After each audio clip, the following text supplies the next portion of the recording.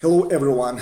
In this presentation I will discuss two different ways to think about your career development, going deep versus going wide.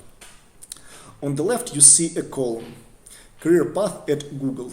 Facebook, Lyft, Uber copied it, and it's more or less like widespread, where 3 means junior, 4 middle, 5 senior, and 6 is staff. When you just like to give you a perspective, if you don't have a PhD and you're joining a company just like fresh grad, you're going for L3. If you have PhD, you're joining as L4. If you work hard and you are impactful and performance committee and your manager believe that you are doing well, you can go from one level to another, and this will mean more impactful, more interesting projects, more responsibilities, and also more money. Every jump is about $100,000 to a total compensation per year. But the thing is that even if you work hard and even if you train state-of-the-art models as machine learning engineer, or as a researcher you publish papers at top conferences, most likely you will never go above level 5. It is your glass ceiling. So what is the issue? Many people, including me a couple years ago, assumed that your skill development career path looks like this. First you know some kind of programming language is Python, then you master some libraries like scikit-learn, XGBoost, then you look in the sides and maybe you're required to make your work more reproducible and if you master Docker, then deep learning, PyTorch, TensorFlow, you want to build services, you invest into Go, and it goes on and goes on. In some of the skills you invest a lot of time, maybe because you enjoy them more, or maybe because they are required for your projects. In some of them you learn only at the level of being able to apply them to your tasks. But you see at the top in the title, you see in theory. Why in theory?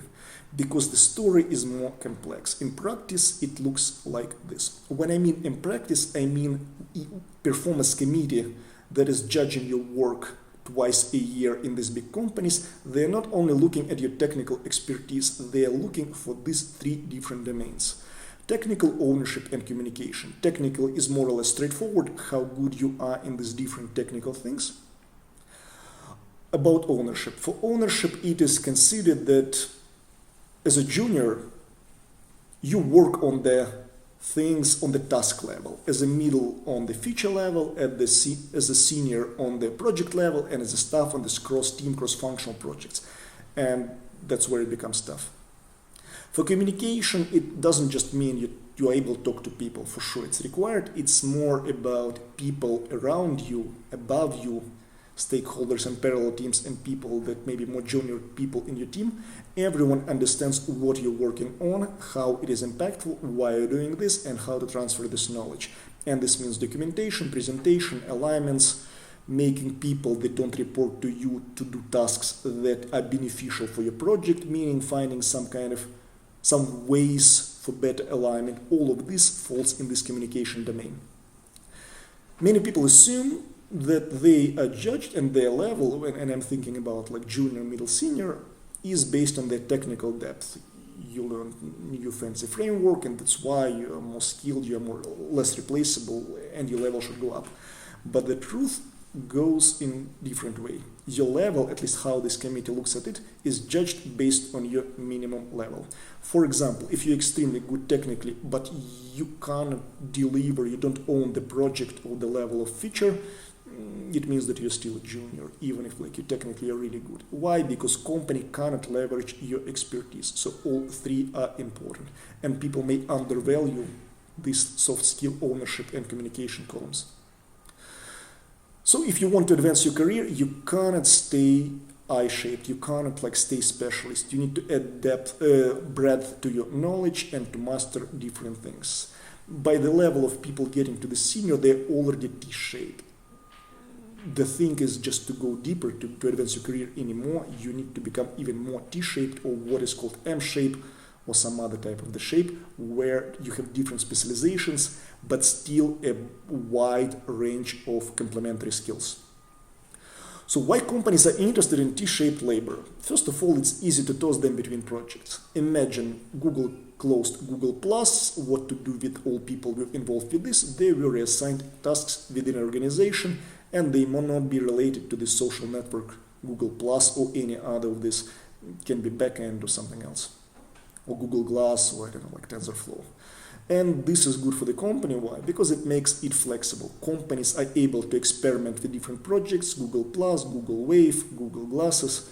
These are examples. You try hard, you spend money, you do good effort, doesn't work, such is life, you move on. In order to do this like transition, moving on easy, people should have some breadth in their knowledge. Okay, so decreased buzz factor. If there's a person, this like key person, I don't know, like maybe machine learning specialist in a company, in a project, and no one understands what this person is doing, or maybe no one is machine learning expert in this, if this person gets into the bus or just leaves the company, project will be frozen for some time or even closed because they will not be able to continue. But if different team members are able to know what's going on there and have some kind of expertise, and they will be able to pick this up, this is much better, more safe for the company.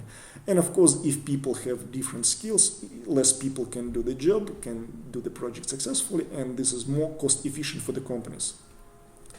Why would you like to become into shape? Of course, you can lead larger scale projects. You understand the general picture bigger, you were exposed to many different things, and they get composed into a bigger picture, and this is pretty good. Of course, from the more selfish reasons, you have a broader job market. Example, for my first position, I was working in energy disaggregation startup. For my second, I worked in a debt collection agency. And the third is this Lyft self-driving. Next one, I don't know what will it be, but maybe something else, maybe not related to self-driving at all. And the fact that I have background in software engineering, machine learning that are highly transferable helps me with this. As a nice addition, you work with many interesting people. We are social people, and we need to communicate with some folks that makes us happy. We have this desire. Pandemic affected this a lot, and this is probably one of the reasons why many people want to get back to offices. So when you work on larger scale projects, you are exposed to people with different backgrounds, different ways of thinking, and this feels pretty good. The issue with all this story that it is really good for the market, being T-shaped for people is really good for finding jobs, for making companies successful, but there is nothing about you being happy. I think, or I believe everyone in the industry, at least in tech these days, has imposter syndrome. You enforced to go wide, and this means that you're master of none in many fields, and you feel insecure about this. Many people, including myself, we just start in the free time to make this feeling smaller, but this is an issue. Multitasking is a constant bitch. When you juggle between these different tasks, not knowing them deep enough as you would like, and also juggling them, there's like a lot of overhead in terms of willpower energy. Not all things that you need to learn that are interesting to you. This is also pretty frustrating. You work with numerous people, and not all of them make you happy. Some of them are really intelligent, as I mentioned before, but there's a decent amount of them that you absolutely don't want to work with, but such is life, you're enforced with. Many people feel that they're losing their deep knowledge, some their like muscles that they developed in university and in the first years of their career. For example, when they do transition from individual contributors to managers, this is also painful. And again, on the larger scale, many people feel that due to the fact that these projects go too slow and you're like becoming more replaceable due to the lack of specialized knowledge that is like going away, you're wasting your life. It doesn't feel good.